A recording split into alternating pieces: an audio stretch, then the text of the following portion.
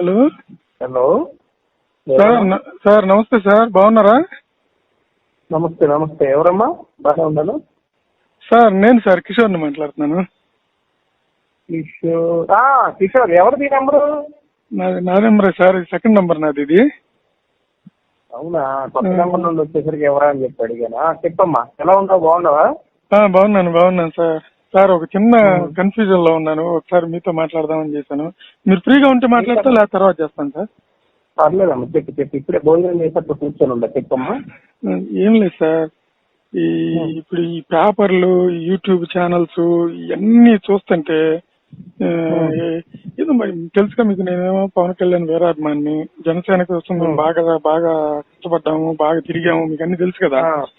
కానీ ఏంది సార్ మరి ఒక్కొక్క నా కొడుకు ఒకడు 2 సీట్లు అంటాడు, ఒకడు 3 సీట్లు అంటాడు, రకరకాలుగా చెప్తున్నారు సార్. నాకు అసలు ఏం అర్థం కావట్లేదు. మీరు ఎలాగో గోపాల్ గారి సర్వేలో మీరు మెంబర్ కాబట్టి ఏమన్నా మీకు ఒక ఐడియా ఉంటుంది కదా సార్.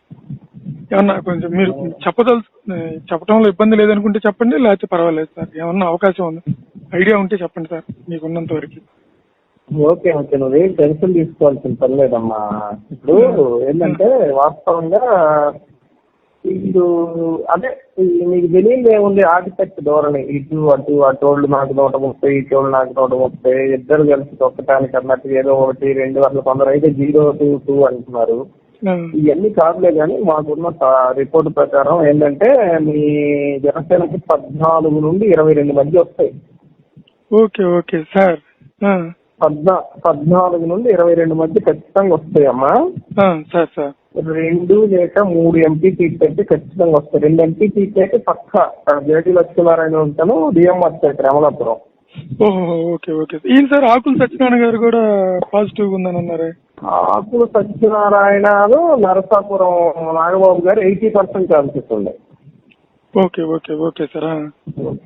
2 అయితే అమలాపురం వైజాగ్ జేడి లక్ష్మీనారాయణ గారు అయితే పక్కా. ఇద్దరు నాగబాబు గారిది మన డిఎంఆర్ శేఖర్ గారు వీళ్ళది కూడా ఛాన్సెస్ ఉన్నాయి అనమాట. అసెంబ్లీ అయితే 14 నుండి 22 అయితే పక్కాగా వస్తాయి. ఏం సార్ మరి అసలు ఏ రిపోర్ట్ అన్నా చూడండి సార్, ఎప్పుడు ఇచ్చినా సరే 2-3 అసలు మీకు గాజువాకలో పోతాడు, భీమవరంలో గెలుస్తాడేమో, ఏం సార్ ఇష్టం వచ్చినట్టు పెడుతున్నారు సార్ అసలు. మరి అదే అదే అదే చాలా చేస్తారులే కానీ వాస్తవ పరిస్థితులు ఏమి అందరికి తెలుసు, రాసే వాళ్ళకి కూడా వాస్తవ పరిస్థితులు తెలుసు. కానీ ఇక ఏంటంటే నేను అవన్నీ చెప్పకూడదు, చెబితే బాగోదు.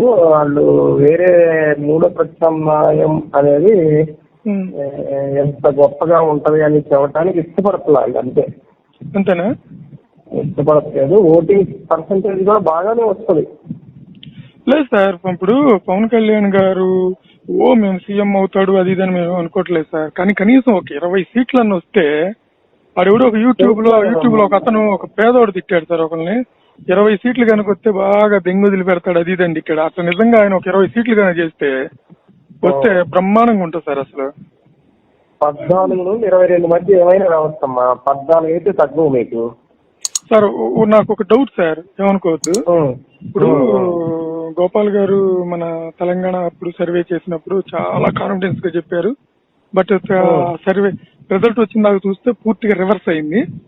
రివర్స్ అయితే అప్పుడు గోపాల్ గారు ఏమన్నారంటే, నేను ప్రజల నాడి పట్టుకున్నాను కానీ ఈవీఎంల నాడి పట్టుకోలేదు అని అన్నారు అప్పట్లో. ఇప్పుడు మరి ఇప్పుడు దీనికి సంబంధించి మీరు చేసిన సర్వే కానీ ఏదైనా సరే, ఇప్పుడు ఈవీఎంలన్నీ సక్రంగా జరిగితేనే కదా ఏదన్నా. ఇప్పుడు అంత గొడవ జరుగుతుంది కదా, ఈవీఎంలు అనేది గందరగోళం జరుగుతుంది కదా సార్. అది వేరే రిపోర్ట్ అమ్మ, దాని గురించి వదిలేసి నీకు కావాల్సింది ఏంటి? జనసేన గెలవాలి, ఎన్ని సీట్లలో గెలుస్తుంది, అంతే కదా. అంతే సార్, అంతే. ఖచ్చితంగా నువ్వు అట్లా ఈవీఎంల గురించి అవన్నీ వదిలేసేయాలి, సెకండరీ సబ్జెక్ట్ అవన్నీ పక్కన పడేసి మీ వాళ్ళు ఖచ్చితంగా 14 నుండి 22 మధ్య ఎన్ని సీట్లైనా గెలవచ్చు. 14 పైకి ఒక్క సీట్ కూడా పెట్టదు. Super super sir, super. Vizag, east, west, Krishna, Guntur వరకే అవి కూడా వచ్చే సీట్లు.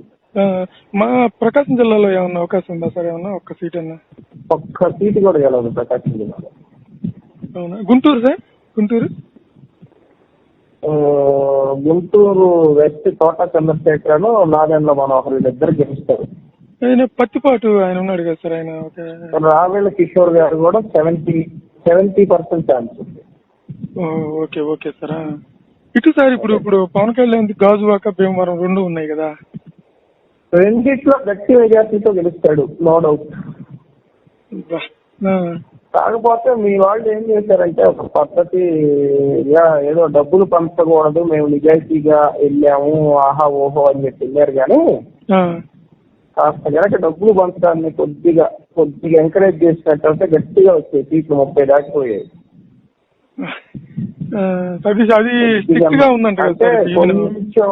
కొంచెం లేబర్ సెక్షన్ లో అన్నా డబ్బులు కనుక పంచి కొంచెం అది అలా చేయగలిగినట్టయితే 30 దాటేది. అవునా? కానీ ఇటు మన మాక్సిమం ఈవెన్ మన నాదేండ్ల మనోహర్ గారు కానీ అలాంటి ప్రతి ఒక్క బాగా టఫ్ ఫైట్ ఉన్న చోట కూడా ₹1 పంచలేదంట సార్. ఎన్ని నిజాలేనా సార్ అసలు పంచలేదు అది ఇది అంటున్నారు, నిజమేనా? 80% నిజమే, డబ్బులు పంచా పంచినట్టు అయితే 30 దాటేది. ప్రజాబలం బాగానే ఉంది. యూత్ లో అయితే మాత్రం గట్టిగా పడ్డాయండి. యూత్ లో బాగా అంటున్నారు.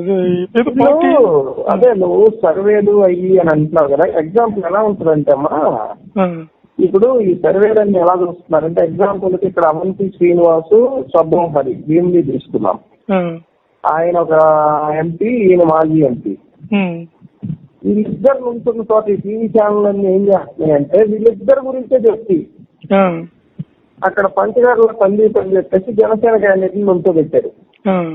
అతని గురించి అసలు లిస్ట్ లోనే తీసుకోరు.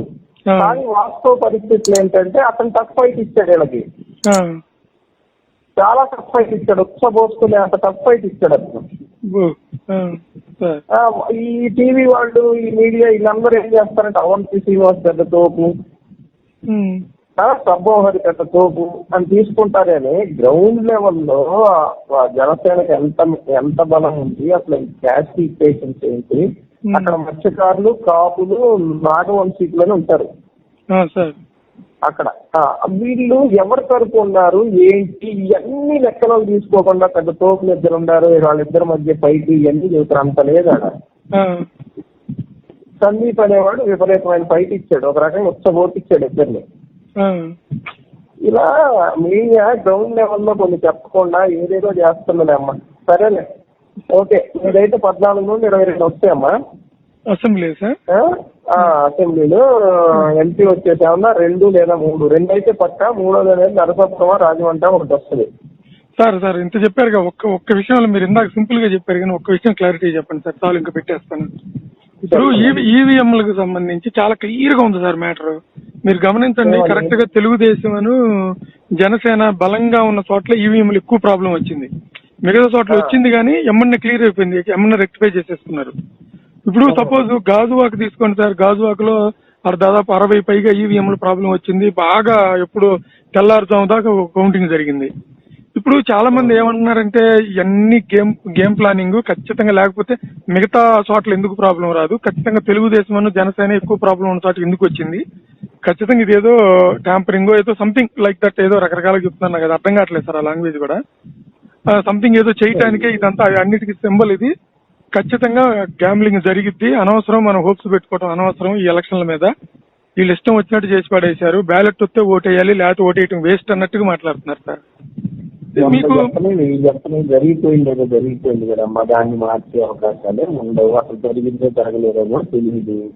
అంటే మీకున్న ఏదో ఉంటది కదా సార్ ఇన్ఫర్మేషన్ కదమ్మా, దాని మీద ఏం లేదు, జరిగిపోయింది. వచ్చిన రిజల్ట్ టైంలో ఇదైతే సరేనమ్మా. Okay thank you sir. Thank you so much.